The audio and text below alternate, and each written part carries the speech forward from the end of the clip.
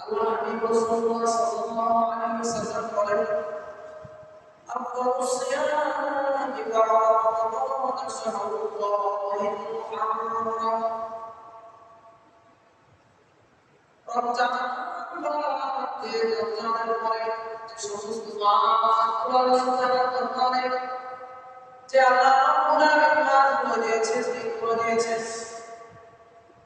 রাসূলের স্ত্রী বলেন রাসূলকে আমি অল্প মাসে